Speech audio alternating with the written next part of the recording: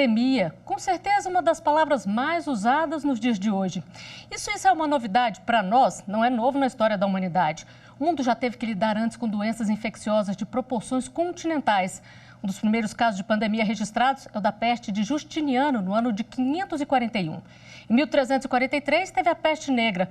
Em 1580, surgiram os primeiros relatos de uma pandemia de gripe. Em 1889, a gripe russa foi a primeira a ser documentada com detalhes. E em 1918, foi a vez da gripe espanhola. O especial Coronavírus de hoje vai falar sobre a história das pandemias. E quem conversa comigo é o médico infectologista Stefan Cunha Uivari, que é mestre em doenças infecciosas e parasitárias. Boa noite, doutor Stefan. Muito obrigada por nos atender. Boa noite. Eu que agradeço o convite da TV Justiça para eu poder ajudar. Pois é, doutor Stefan, a gente está falando muito hoje em dia em pandemia, mas ainda tem gente que confunde com epidemia, surto, endemia. Explica para a gente um pouquinho qual que é a diferença. A epidemia, na verdade, endemia é quando você tem um número contínuo ao longo do ano de uma determinada doença. Então, por exemplo, lá na região do Amazonas, a gente tem uma endemia de malária. Então, durante o ano, a gente tem casos de malária. Epidemia é quando em uma determinada região você tem um aumento do número de casos importantes de uma determinada doença. E quando essa epidemia ultrapassa as fronteiras e vai para outros continentes, então aí a gente está falando de uma pandemia. Então, por exemplo, em Wuhan começou a epidemia do coronavírus atual, de repente essa epidemia acabou se alastrando para outros continentes, então ela virou uma pandemia. E o senhor, como especialista do tema, já escreveu vários livros sobre isso e nós vamos mostrar algum deles aqui. Em 2003, foi lançado o livro A História e Suas Epidemias. Depois nós temos Meio Ambiente e Epidemias, de 2004. Em 2008, A História da Humanidade Contada pelos Vírus. E em 2011, o livro Pandemias, a Humanidade em Risco. Pois é, doutor Stefan, nesse último que a gente acabou de mostrar aí, o senhor falava que não se discutia mais se pandemias iriam acontecer, mas quando. Meio assustador, mas acabou se tornando uma realidade, né? É verdade. Na verdade, na atualidade, a gente tem muito medo dos novos vírus que vêm dos animais, tanto os animais silvestres quanto os animais domesticados. A gente sabe que entre os animais silvestres existe uma quantidade muito grande de vírus e vírus que a gente ainda nem descobriu. Então, a gente sempre tem muito medo disso. Um exemplo, por exemplo, o ebola. O ebola é um vírus que fica, em princípio, em morcegos e vira e mexe ele consegue atingir a humanidade na região da África. Então, ele eclode em várias epidemias. E no caso da SARS de 2003, foi um vírus novo, que a gente não conhecia, mas que depois disso, os pesquisadores começaram a buscar nos morcegos a presença de outros coronavírus. E eles conseguiram encontrar, tanto na Europa quanto no continente asiático. Então, existia essa chance desses novos coronavírus que eles descobriam nos morcegos, de eles chegarem, por mutação, a atingirem o homem. Então, era uma epidemia de uma certa maneira previsível. Apesar disso, a grande pandemia que todos os cientistas morrem de medo é a pandemia por influenza, pelo vírus da gripe. Porque lá no continente asiático, a gente tem uma quantidade muito grande de aves domesticadas junto com a criação dos porcos. E a gente sabe que o influenza, ele pode circular entre aves, porcos e humanos. Então, a gente tem um medo que, dentro dessa circulação, a gente tenha um rearranjo, uma mistura genética e surja vírus novos. Isso é uma coisa que já acontece? Já acontece. A gente consegue identificar vírus influenza novos, H5N1, H7N9, que acomete as aves. Raramente ele consegue atingir o homem, mas ele ainda não sofreu uma mutação de transmitir de homem para homem. É esse que é o grande medo que todo o meio científico tem. Pois é, mas ainda nos dias de hoje, esse medo é maior do que o que a gente está vivendo atualmente, doutor Stefan? Sim, um vírus novo, influenza, que venha dessas criações dos animais domesticados, das aves, dos porcos para o homem, é o maior receio do meio científico, um receio maior do que esse coronavírus. Assustador, né? Agora, Assustador. Por isso que os órgãos têm que tomar os devidos cuidados da higiene, das criações e assim por diante.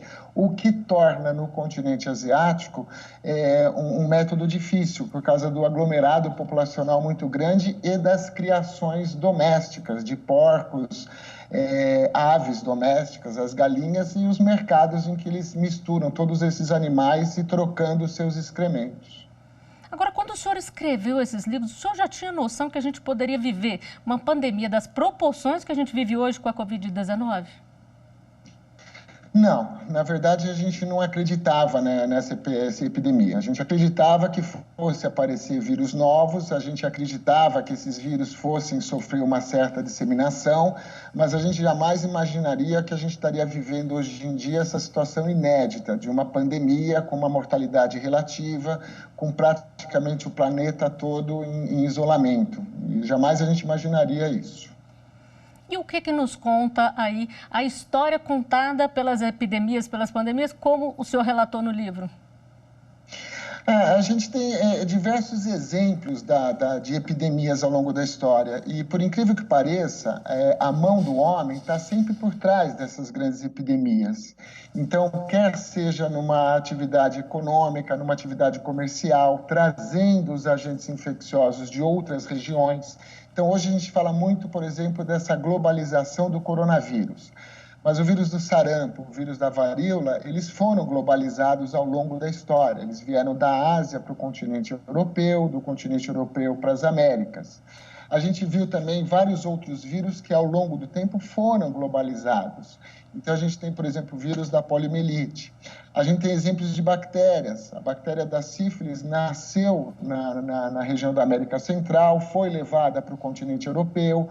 Do continente europeu, ela veio para a América do Sul. Então, a gente tem diversos exemplos de globalização. Lógico que era uma globalização lenta e progressiva de acordo com o meio de transporte da época. Não é como nos dias atuais que a aviação faz uma globalização em 24 horas, praticamente.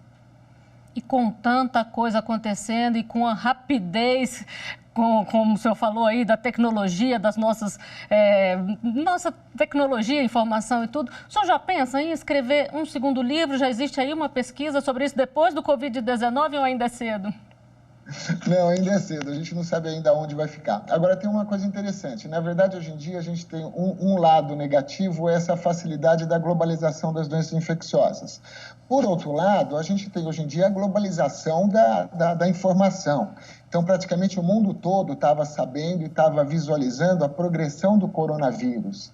Então, antes mesmo de chegar no Brasil, a gente sabia o que estava acontecendo na Itália e no Irã. Depois a gente ficou sabendo o que estava acontecendo na Espanha. Então, mesmo antes da Organização Mundial da Saúde decretar uma pandemia, o mundo já estava acompanhando e já estava vendo que era uma pandemia. Então, isso é um lado bom, porque a gente tem toda a capacidade de tomar as medidas preventivas, se preparar para enfrentar uma epidemia que venha a surgir, né? Diferente, por exemplo, da gripe espanhola, que foi há um século atrás, em 1918, que se tinha informação que estava tendo na Europa uma epidemia grave, letal, de vírus da gripe. Os governos eles não se prepararam, porque a notícia chegava fragmentada, não chegava em tempo real, como nos dias atuais. E por isso que o Brasil, naquela época, não se preparou tanto, porque não se acreditava tanto nesse grau de letalidade. E aí nós acabamos sendo pegos de surpresa na epidemia da gripe espanhola de 1918. Agora, nos dias atuais, mesmo com tanta tecnologia e tanta informação, a gente sabendo, eu acho que as pessoas não acreditavam muito que seria da proporção que está sendo, né? Não, nós não acreditávamos, porque, na verdade, o que a gente via era notícias vindas da China, o braço da Organização Mundial de Saúde lá na Ásia, ele reportava as informações, a gente acreditava que era um vírus que não tinha tamanha letalidade, e hoje em dia a gente percebe o porquê que a China estava construindo um hospital novo em uma semana com 1.000 leitos, depois construiu um outro hospital. Então, hoje em dia a gente percebe a dimensão que era para o sistema de saúde lá do governo chinês. Mas, na verdade, a gente só tinha informações fragmentadas. Depois que saiu da China, aí a gente começou a ter umas informações muito mais precisas, principalmente o que acontecia na Itália e no Irã, no comecinho da disseminação da epidemia. O senhor acredita que o número de mortes agora no coronavírus pode ser maior, pode superar aí o HIV e outros vírus que a nossa geração conheceu? Não, eu não acredito nisso, porque na verdade a gente está tomando as medidas que são basicamente para evitar esse caos do sistema de saúde. A gente tem a sua mortalidade que não é desprezível, ela é importante, mas a gente vai ter toda a infraestrutura, se a gente não deixar o caos no sistema de saúde, uma infraestrutura para a gente internar os pacientes e, na medida que eles forem tendo alta, internarem pacientes novos.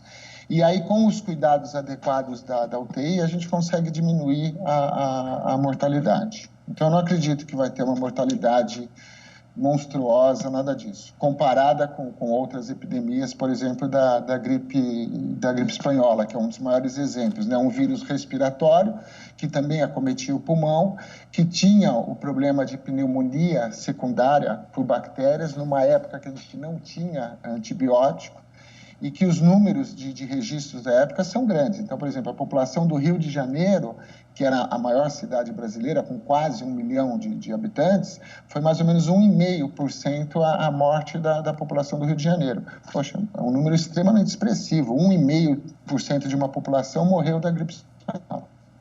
Bom, o senhor falou aí da gripe espanhola. A nossa equipe recebeu alguns vídeos com perguntas sobre o histórico das pandemias. Vamos conferir o primeiro deles. Pode rodar. A humanidade já passou por outras pandemias. Qual que seria a diferença para essa pandemia vivida agora? Doutor Stefan, qual que é a diferença principal aí e o que a gente pode aprender com ela? Diferença principal é exatamente essa, que a gente hoje em dia tem uma tecnologia para a gente tomar as medidas preventivas por causa do conhecimento, isolar rapidamente o agente. Então a gente já soube logo no começo que era um coronavírus, já tinha um mapeamento genético desse coronavírus e principalmente a informação. Então, a informação em tempo real, falando para onde que o vírus está vindo, para onde que ele está indo, quando os casos começam a ser detectados em diversas nações. Então, isso é o fundamental, uma informação em tempo real do que está acontecendo. Essa é a principal diferença. Agora, se a gente falar em semelhança, aproveitando, a semelhança é impressionante, é uma semelhança como diversas outras epidemias. Então, em primeiro lugar, tem o pânico, as pessoas ficam em pânico, elas cobram os órgãos do governo por medidas mais eficazes por causa do pânico, surgem diversos medicamentos que seriam a salvação, então começa a se acreditar em diversos medicamentos, diversas fórmulas, diversos chás e assim por diante, como diversas outras epidemias na parte da história. E as fake news, então começam a ter fake news como teve no passado, tinham os boatos. Então, se a gente fizer um paralelo, por exemplo, com a gripe espanhola, há um século, naquela época era gargarejo com água morna e sal, era uma coisa que prevenia a doença. Bebida alcoólica, limão, alho, prevenia a doença.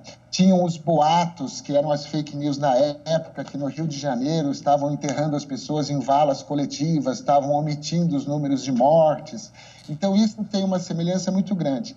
E, por incrível que pareça, em 1918, na gripe espanhola, era receitado quinino, que é um parente da hidroxicloroquina, né? Era uma tentativa de você conter ou de você tratar a infecção. Então, todas as epidemias foram recheadas disso. Pânico, críticas, tentativa de achar um culpado. Então, hoje em dia, a gente fala que é o vírus chinês, que é por causa da China não tomar os devidos cuidados de caçar animais selvagens, e isso seria a grande responsável por tudo isso. No passado, culpavam os judeus, na época da Idade Média. Na época da gripe espanhola, de 1918, culparam a guerra, porque a guerra poderia ter mexido nos ares do planeta, e assim por diante. Agora, o senhor falou aí de boatos, fake news. O bom dos dias de hoje é que, na mesma velocidade que se espalham as fake news, também aparecem os desmentidos, não é mesmo? Exatamente. Um dos grandes problemas hoje é exatamente a rede social, porque uma fake news ela é disparada de uma maneira absurda na rede social. Então, isso é um agravante maior das pandemias da atualidade. E o bom é que, ao mesmo tempo, todos os meios de comunicação vêm em tempo real também desmentindo essas fake news. E dá para a gente falar aí quantas pandemias já aconteceram no mundo ao longo da história? O número de pandemias é difícil a gente dizer. O que a gente pode falar são as piores, por exemplo. Então, a epidemia da peste negra, que na verdade foi uma pandemia, porque uma pandemia é quando você ultrapassa as fronteiras. Naquela época, no século XIV, não tinha contato ainda com a América. Então, na verdade, a epidemia da peste negra, que transmite pela pulga do rato, ela acabou em 2 anos, ela acabou se alastrando por toda a Europa e ela foi para o continente asiático ao mesmo tempo. E na Europa, ela matou 1/3 da população europeia em 2 anos. Então, essa é considerada uma das piores epidemias, porque ela, num curto espaço de tempo, teve uma mortalidade muito grande. A estimativa é que fossem 75 milhões europeus naquela época do século XIV. Então, matou 1/3, 25 milhões desapareceram em 2 anos. Então, por isso que ela é uma das piores. Se a gente for para um número absoluto, a gente pode considerar que as epidemias dos índios americanos foram as piores, porque os europeus eles trouxeram o sarampo, a varíola e a gripe para os índios americanos que nunca tinham tido contato com esses agentes. Então, a gente acredita que mais da metade dos índios americanos morreram desses agentes. Só que não foi num curto espaço de tempo, foi ao longo dos séculos, conforme a doença chegava. Então, ela chegava no litoral, acometia a população indígena do litoral. Então, a gente tem as epidemias nos caetês da Bahia, com uma mortalidade grande, nos tupinambás do Rio de Janeiro, com uma mortalidade grande, nos tupiniquins aqui de São Paulo. Aí ela entrava pelos rios, levavam para o interior, então a gente teve as epidemias dos guaranis lá na região do Paraguai, da mesma maneira da América do Norte. Então, mais da metade da população indígena foi dizimada por esses agentes infecciosos, só que ao longo do século, conforme o homem europeu ia chegando, ele ia levando essas epidemias. E o que a gente pode falar da reação da humanidade a essas pandemias e epidemias aí? O que as pessoas aprenderam com isso, tudo que aconteceu ao longo da história e incorporaram aí no seu comportamento para poder melhorar? Na verdade, ao longo da história, a gente não tem muito aprendizado, porque era sempre um pânico em geral. O aprendizado maior surgiu quando a gente descobriu, no final do século XIX, que os micro-organismos causavam as doenças, que as bactérias causavam as doenças. Aí a humanidade, sim, aprendeu muito. Porque tem um mito que se fala que nas doenças infecciosas os antibióticos foram o divisor de águas. Na verdade, não, eles não foram. No começo do século XX, em 1901, quase que 1% da população americana morria de alguma doença infecciosa. Quando a gente descobriu que os agentes infecciosos causavam as doenças, a gente tomou as medidas preventivas. Então, a gente começou a tratar a água, direcionar o esgoto, isolar aquelas pessoas que tinham sarampo, que tinham varíola, que tinham tuberculose. E aí, só com as medidas preventivas, a mortalidade caiu muito, até a descoberta dos primeiros antibióticos, entendeu? Então, as medidas preventivas foram fundamentais. E, junto delas, as vacinas, porque as vacinas também surgiram no final do século XIX, começo do século XX, a ciência começou a desenvolver as vacinas, principalmente para a varíola, que era o grande terror da humanidade, né, das crianças. Mas, até os 5 anos de idade, metade das crianças morriam antes de completar 5 anos de idade, por varíola, sarampo, escarlatina, tuberculose, coqueluche, difteria. E essa mortalidade só diminuiu por causa das vacinas, varíola, coqueluche, difteria. Então, essas vacinas revolucionaram tudo.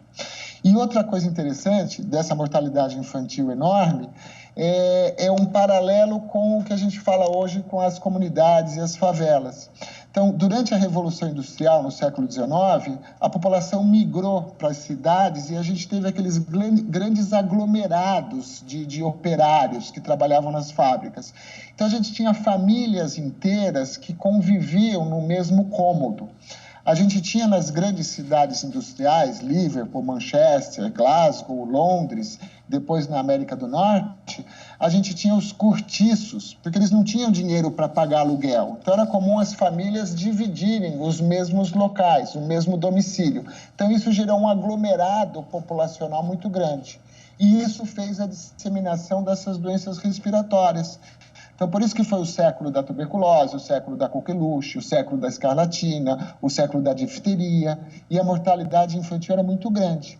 Se a gente colocar essa situação nos dias atuais, em que você tem uma parte da população grande morando nesses cômodos apertados, que são as favelas e as comunidades, então a gente pode passar para os dias atuais o que o coronavírus poderia fazer nessas comunidades.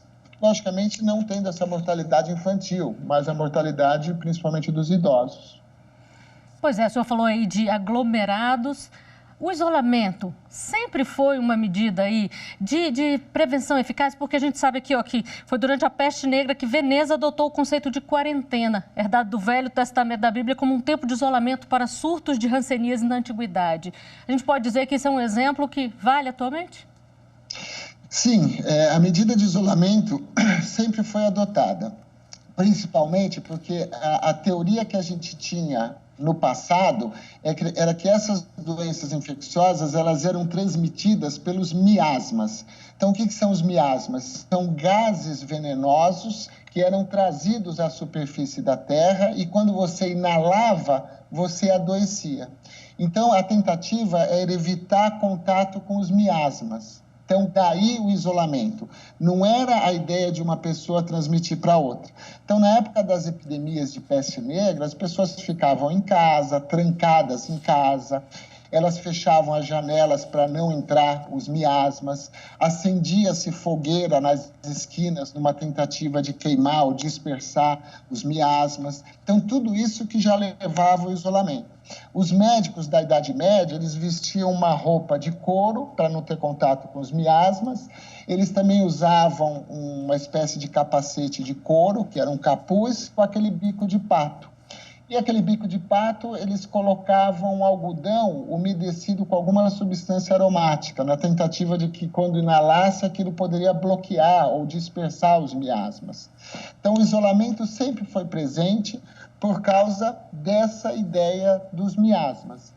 E também depois, com a descoberta dos micro-organismos, o isolamento foi presente pelo medo do contágio. Então, na gripe espanhola, por exemplo, a gente não sabia ainda da presença do vírus, a gente não tinha visualizado o vírus, mas as pessoas ficaram isoladas por medo de se infectarem. Então, já usavam as máscaras, a gente tem várias fotos da época com pessoas andando nas ruas de máscara, mas as pessoas ficavam isoladas, não abria comércio, por causa também do número de pessoas que morriam, então não tinha trabalhadores e assim por diante. Bom, e vamos conferir mais uma das perguntas sobre o histórico das pandemias. Teve alguma pandemia na história que foi maior que o coronavírus? Doutor Stefano, já dá para a gente fazer essa comparação aí? Sim. Tiveram pandemias extremamente agressivas. Então, foi o exemplo que eu dei. A peste negra do século XIV, que matou um terço da população europeia toda em 2 anos. Então, é um número absurdo. A espanhola de 1918, a estimativa uns falam em 20 milhões de mortos, outros falam em 50 milhões de mortos, mas se a gente quiser trazer os números oficiais para o Brasil, 1,5% da população da cidade do Rio de Janeiro morreu na gripe espanhola, quase 1% da população de São Paulo morreu da gripe espanhola, o mesmo nos Estados Unidos, que foi quase 1% da mortalidade. Então, todas essas epidemias tiveram uma mortalidade muito maior, mas é porque eram em outros tempos que a gente não sabia a origem da infecção. Então, a peste negra, os ratos morriam nas casas e eles nem imaginavam que eles eram a fonte da peste negra. As pulgas saíam dos ratos e pulavam para o homem, à medida que o rato morria, entendeu? Na gripe espanhola, a gente não tinha antibiótico para tratar as infecções secundárias da gripe. Então, já tiveram várias. Essa não é uma das piores pandemias e o número de mortes não se compara com outras do passado. Pois aí, olhando para o passado, fica claro que é preciso investir em ciência, em tecnologia, em especialização ali para combater isso que está acontecendo agora e que pode acontecer de outra forma no futuro, que a gente espera que não seja tão grave? Sim, a gente precisa investir, sem dúvida nenhuma, na ciência, em busca de pesquisas para esmiuçar todos esses agentes infecciosos, para desenvolver drogas e vacinas. A gente precisa investir na ciência para monitorar esses agentes infecciosos, então, para circular de tempo em tempo, para capturar animais, investigar a presença de vírus novos ou não. Então, isso, sem dúvida, a gente precisa ter. O Instituto Evandro Chagas, lá no Pará, ele de rotina, ele captura insetos das matas, da mata amazônica, em busca de vírus novos. Então, ele faz uma pesquisa monitorando a presença de vírus novos o tempo todo. Apesar da nossa mata amazônica não ser um grande alvo de vírus novos, é mais os países asiáticos e africanos. Pois é, com tantos cientistas do mundo todo aí correndo atrás de uma vacina, de uma medicação, o que a gente pode esperar? Quais são os mais promissores no momento, doutor Stefano? O mais promissor no momento, eu acredito que seja a vacina, né? A vacina, ela tem uma demora muito grande para se lançar, ela tem uma demora para fazer os testes, depois fazer a segurança e assim por diante, mas lógico que no momento de pandemia, no momento caótico, você pode encurtar esse espaço do desenvolvimento. Então, eu acredito que em um ano a gente já tenha a vacina. Uma outra coisa que a gente pode esperar é exatamente a parte da população que vai estar imunizada funcionar como o que vocês escrevem o tempo todo da imunidade de rebanho. Então, você começa a ter uma diminuição da circulação do vírus, porque ele não vai encontrar pessoas suscetíveis, ele vai encontrar pessoas que já se adoeceram e já têm a imunidade. Então, eu aposto muito no desenvolvimento da vacina, de um ano ou até um pouco menos, porque ela vai ser feita de uma maneira mais rápida, por causa do problema do contexto atual. E eu acredito também na imunidade de rebanho, que vai automaticamente diminuir a incidência, que é o que a China está tendo agora. Então, a China teve um número grande de casos, que a gente não sabe ao certo quantos casos foram. O vírus volta a circular, que é inevitável ele voltar a circular com o movimento que a gente tem de tráfego aéreo, e aí o vírus começa a dar ondas epidêmicas, mas não são ondas tão importantes quanto a primeira, porque ele começa a circular menos, porque tem muito mais gente imunizada. E uma coisa interessante em relação às drogas, a gente vivenciou a mesma coisa no surgimento da AIDS. Então, esse problema que hoje se fala muito com as drogas novas que são testadas, vermífugos, a hidroxicloroquina e tudo mais, isso é um movimento em que a gente faz numa tentativa relativamente desesperada, entre aspas, de achar um tratamento. A AIDS foi a mesma coisa. Quando a AIDS apareceu, a gente vivia um problema tão grande, com uma mortalidade tão grande, um pânico tão grande, que os cientistas testaram diversas drogas que já existiam. E aí surgiu o AZT. Então, o AZT não foi uma droga que a gente descobriu na década de 80, era uma droga que já tinha sido descoberta há 20 anos como um quimioterápico para matar a divisão das células neoplásicas. Como ele causava muito efeito colateral, ele foi guardado na prateleira. Então, quando apareceu a AIDS, pegaram todas as medicações possíveis e começaram a testar. E aí que eles viram que o AZT agia no vírus da AIDS. Naquele caso, tinha um fundamento. Hoje em dia, o que a gente está vendo é exatamente a mesma coisa. A tentativa de se achar alguma droga que bloqueie a replicação viral. Bom, e a gente espera que isso aconteça o quanto antes, né? Mas enquanto não acontece, tomar cuidado para evitar que se espalhe ainda mais, né, doutor Stefano? Exatamente, as medidas profiláticas que estão sendo adotadas nesse momento único da história, né? Um momento único. A gente jamais imaginou que um planeta inteiro ia estar em isolamento, ia estar em quarentena. Bom, muito obrigada pela entrevista, aprendi muito aqui com o senhor e com certeza todo mundo que está em casa também. Muito obrigada. Eu que agradeço o convite. Bom, e assim a gente encerra o programa especial Coronavírus de hoje. Eu agradeço também a você que nos acompanhou até aqui. Continue com a gente na TV Justiça. Tchau.